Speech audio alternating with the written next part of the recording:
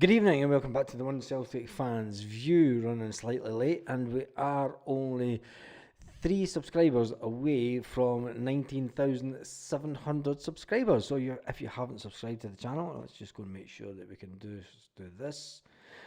Give me 2 seconds while we just sort out some things with the YouTube channel. Some interesting things to talk about tonight. Let's just go into this first of all. 2 seconds. Kvistgaarden, we need to talk about him because he is the man of the moment, according to speculation when it comes to Celtic transfers. And also, let me just put this to subscribers, 5 minutes, so that we can get that count up realistically. We want to get it over the 700 mark. Let me just check this. Right, I'm going to change this. God, when you're running late, everything... where is it? Screen text.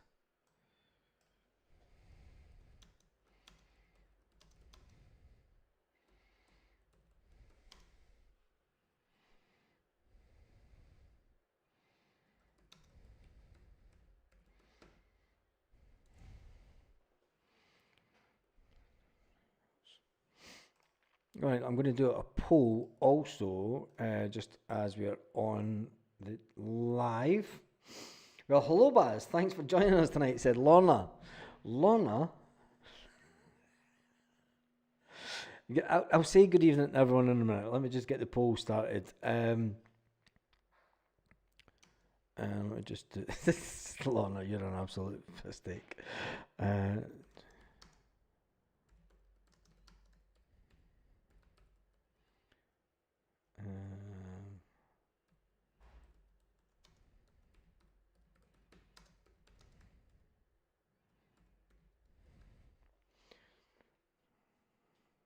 Right, I've done a poll, and the poll is tonight: do we need to upgrade the strikers at Celtic? Now, this isn't a dig at Kyogo Furuhashi, it isn't a dig at Adam either, but the fact that right in with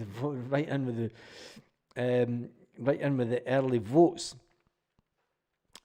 The reason I want to talk about it is the fact that Celtic have once again been looking at, let me just double check this out. We have been looking at Kvistgaarden. Now, it's a story that we spoke about a couple of nights ago, and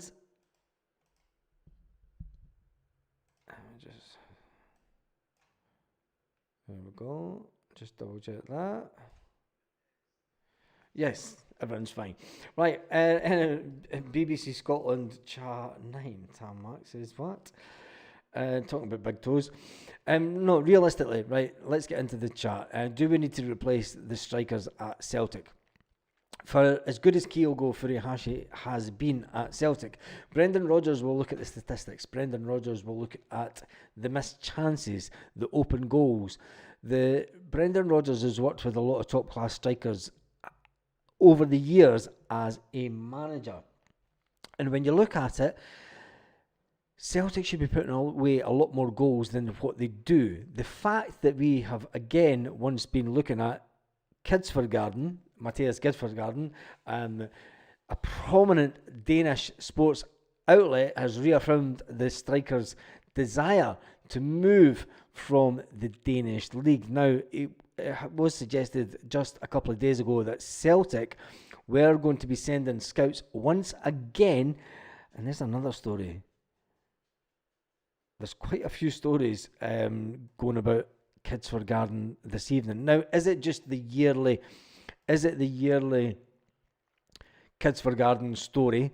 And is it a case that Celtic might actually put an offer in? Now, remember, Celtic did put an offer in for him that was about 400 grand short of what they actually wanted for the player. And it was a time that the people in charge of the recruitment department and things... Are we going to feed the bear, Baz? Hank, what? I should really go back to the comments and read all the comments. But anyway, do we think that we need new strikers at Celtic? For as good as Kyogo Furuhashi is, he's not a prolific type of striker. Would it be beneficial to Celtic to bring in, and this is going to be, I'm going to lay this out there, I'm going to put this out there. Will Celtic in a year's time, rather than Kyogo Furuhashi and Adam Ida being the front two, will Kvistgaarden and a young Daniel Cummins be the front two for Celtic? Daniel Cummins obviously giving Celtic the Scottish option when it comes to a Celtic player, gives us the Scottish player that we need for the European quota of homegrown talent. And Adam Ida would go into either second stroke third position. I think he'd probably go into second position. I think that ultimately there has to be a time limit that we have left with Kyogo. Let's face it, Kyogo's not going to be at Celtic forever. Kyogo's been at Celtic for a good few years now. Everyone expects him to be sold at some point. Now, whether he's sold back to Japan, whether he's sold to Ange Postecoglou to try and resurrect his failing at Tottenham, you never know. But ultimately, I think that time is running down on... Let's look at it realistically. Let's think about it without green-tinted spectacles on, right? Rio Hatate and Kyogo Furuhashi came in under Ange Postecoglou. They're not really Brendan Rodgers type players, especially when it comes to the striking department. Brendan Rodgers likes big, powerful strikers that can hold their own in the box, as well as giving them fast attacking running pace. Whilst Kyogo has that fantastic pace about him, and this is no disrespect to Kyogo or Adam Ida at this point. What I want to talk about is taking Celtic to the next level. It's always about progression with Celtic, and it's always about taking the team to the next level. And I think that Brendan Rodgers ultimately will be thinking about this. Every player has a shelf life at Celtic, apart from James Forrest and Callum McGregor, and Stephen Welsh, and Tony Ralston. And I want to add to that Daniel Cummins. I want him to be the next player that comes through Celtic that is absolutely phenomenal. I want him to be the next striker that comes through the system that fans go, do you know what, he's one of us. And we adore him. And he goes on to be something absolutely amazing. But we also need a striker that's been there and done it at European level and that has a certain pedigree in European football. And could that be Kvistgaarden?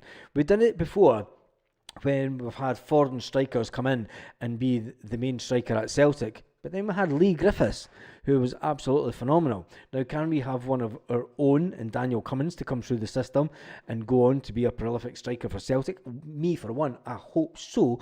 But I think that Brendan Rodgers will sit down, and for the benefit of, and I'm going to say this, think back to what Ange Postecoglou said. Ange Postecoglou said, don't get too attached to your superstars. Rio Hatate is what we call a superstar at Celtic. Kyogo Furuhashi is one of our superstars. Life went on after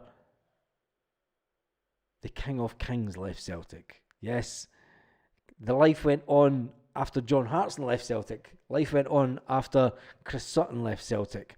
Life will go on after Kyogo Furuhashi. Life will go on at Celtic after Rio Hatate. And I think that now is a perfect time to bring in Kvistgaarden, to upgrade from the B team Daniel Cummins, and also unleash Luke McCowan on this Celtic team. I think that Brendan Rodgers is sitting thinking of the future of Celtic right now, and I think he is seriously thinking how he can make this team better. The players that we have at Celtic just now are fantastic players, and they're doing fantastically well in the league. But let's be realistic. With the missed chances that Kyogo has had, Brendan will be sitting thinking, can Kyogo take it to the next level? Can Kyogo take 80% of his shots from being just shots on goal to shots on target to actual goals? That's what Brendan Rodgers will be thinking about. He'll be thinking about the future. And is it realistically the option that we go for Kvistgaarden this winter transfer window? Anyway, the question was in the poll tonight. Do we need to upgrade in strikers? And it's put 8 Celtic. See, this is what I was rushed, and it's at Celtic. And it's got an E at the end of it. we move on. Let's jump into the comments section before we talk more about the Celtic news that is breaking tonight. And there's not so much news because it's international break. I think the biggest thing about the last 48 hours is the Green Brigade making claims that it's been another fantastic away Celtic end, yeah. And they're pushing the Celtic end and how it would transform Celtic Park. Anyway, let's jump into the comment section. First of all, just to say good evening to all the people that were in the chat. First up was Gemma. Baby's cooking away fine. Lorna's in the house. Big Des is in the house. Celtic Masters 3, Dundee United 3. First game of the Masters. Is the Masters even still a thing? Yeah, no, it's because I've seen it online. Gemma's got 4 months to go. Stephen Johnson's in the house. Mark is in the house. Hey, Whale Troops. I hope everyone that is the members saw the members only comment today on the community tab, and I know that a lot of you did, but I'm just putting it out there tonight because there's a lot of people, I don't know if they've seen it or not, but anyway, I've put it out there that check out the community tab for the members only post. Mr. Quinn's in the house, Gemma's in the house, thanks, feels fitting as well, Jason. Hank is in the house, Mobley's in the house, Lorna Gallagher's in the house, Big Des is in the house. Read an article today saying that the Rotten Mob are only days away for a crisis. Of course they're always days away for a crisis. Mr. Quinn says, a name that comes from the heart always means more. Ian's in the house. Christopher coming in from France is in the house. Hank is in the house. Jim F's in the house. Gizwell says, it's great to see Hatate smiling. All of a sudden you do wonder if he's been told we will accept offers from him from top league clubs in the summer, or maybe am I being too suspicious? No, I don't think you are being suspicious. I think that the fact that Reo Hatate spoke openly to the media in Japan about the fact of his desires to play at a higher level when it comes to international football. It's 19,699 subscribers. We're almost at this 19,700. Can we break that tonight? Can we maintain that? And can we get to this 20,000 before we play the Zombies? Anyway, as you see along here, do we need to replace our strikers at Celtic? And I think if we want to go on from having won just 21 of those cups, we'll change it to 22 shortly. If we want to win more than 42 of them, and if we want to change this, we will change this to 55 this season. But ultimately, if we want to have any chance of trying to win this again, I think that we do need to change the strikers at Celtic. And I'm just trying to see if this will jump to 19,700 as I am watching it. Probably not. I'll do it once I'm reading comments. Anyway, Jezebel says, it's great to see Hatate smiling, but do you think he's been told that we'll accept offers? Yes, I do. I think that Reo Hatate knows that this is the season. This is his penultimate season at Celtic. This is the season where he has to go out and prove to the world that he is a top-class player. And if he wants a move like Matt O'Reilly got, if he wants a 25 million move, if he wants a massive increase in wage, this will be the season that is done. Anyway, we move on. Lorna Gallagher says, hey Baz. Gemma says, Danny Cassie's in the house. We know the boys and the girls. Talk about the sheep. Someone's looking down on you both, says Mr. Quinn. No idea what he's talking about. Big Des J, loans.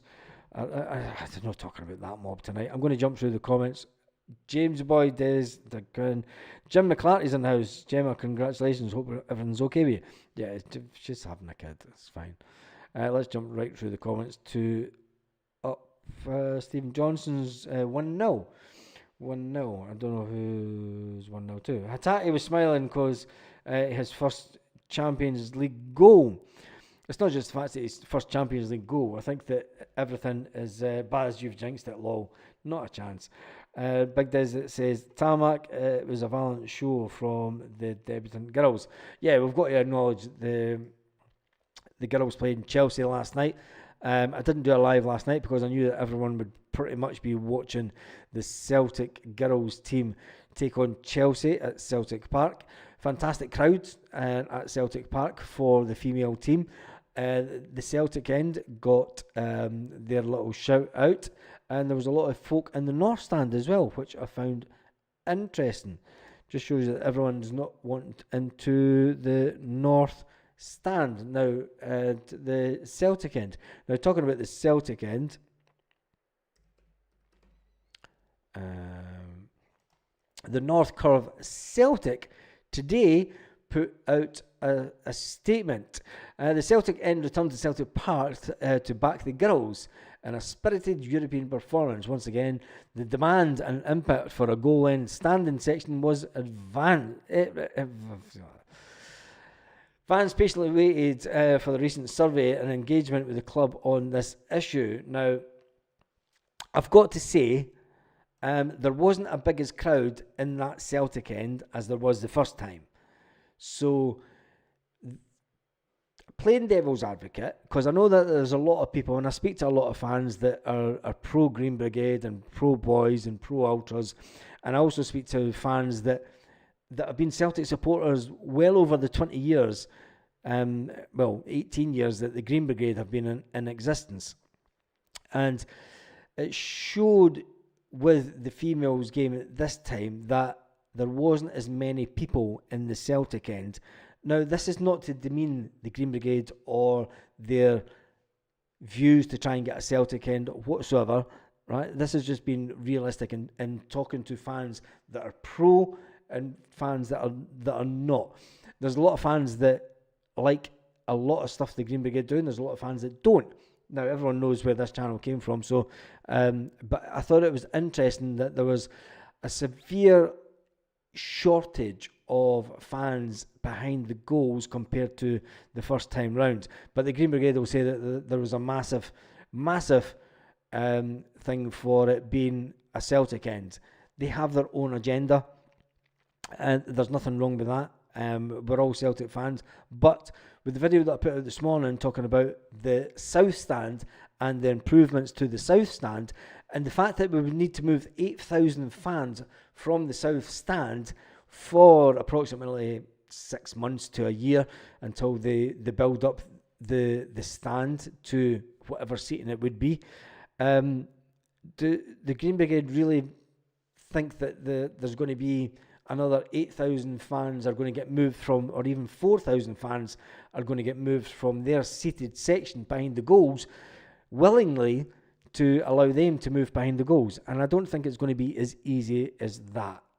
Anyway, that's enough of that. Kaiser's in the house, says, "Hail, hail, Lorna. The Green Brigade were in short supply, but they never stopped singing.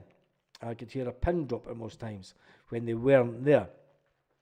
Yeah, that's all fine and saying when the Green Brigade aren't there, you could hear a pin drop. But there was a time 18 years ago, before the Green Brigade were there, that Celtic Park was an absolute jumping place. Now, it is my position here that I have to show both sides of the coins. I can't just go full in on Green Brigade love and say, look, the Green Brigade need this section and that's it. The Green Brigade have got their section at 111. The boys have got their section over another corner. Yes, it would be good to have a Celtic end behind the goals, but, and that comes with a big caveat, right? There's been fans that have sat there since the day that the stadium was built. And that's a lot longer than the 20 years that the Green Brigade have been in existence. You have to take them into consideration. You have to take in fact that if Celtic fans want the stadium to be increased, you're not going to be able to move 8,000 fans that aren't one season wonders in the main stand. They're going to have to get moved. Anyway, let's jump on to some more Celtic news tonight. Scott McTominay on life at Napoli. Why is that coming up on a Celtic page? No idea. Kvistgaarden's getting quite a lot of media. Arne Engels reveals a brilliant Thursday night Celtic boost. Simon Donnelly salutes excellent Celtic star. Has been pleasantly surprised. Arne Engels handed a Belgium start, which you have to say is big news, because Arne Engels wasn't a starter when he came to Celtic. He wasn't a first team choice, but Arne Engels has made a start in a pretty important game for Belgium. And you've got to say, the Belgium team a few years ago was a team of absolute superstars, and they had an ex-Celtic player also in the management setup at Celtic. Now, just give me a minute because I need to do. Where is it? Give me 2 seconds. Lit, roll up to the party, roll up to the party, roll up to the party, roll up to the lit, roll up to the party, roll up to the party, roll up to the party, roll up to the lit, roll up to the party, roll up to the party, roll up to the party, roll up to the lit, roll up to the party, roll up to the party, roll up to the party, roll up to the lit, roll up to the party, roll up to the party, roll up to the party, roll up to the lit, roll up to the party, roll up to the party, roll up to the party, roll up to the lit, roll up to the party, roll up to the party, roll up to the party, roll up to the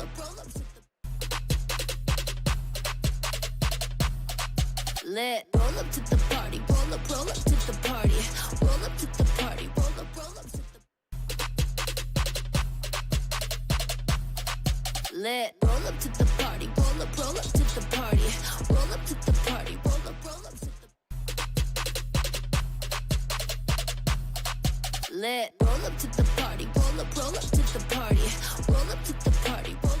to the lit, roll up to the party, roll up to the party, roll up to the party, roll up to the lit, roll up to the party, roll up to the party, roll up to the party, roll up to the lit, roll up to the party, roll up to the party, roll up to the party, roll up to the lit, roll up to the party, roll up to the party, roll up to the party, roll up to the lit, roll up to the party, roll up to the party, roll up to the party, roll up to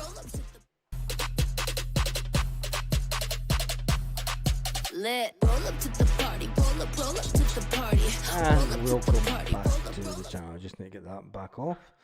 And that back off. We are still sitting at 16,999 subscribers. I doubt we're going to hit that big one tonight, are we? Roll-ups at the party.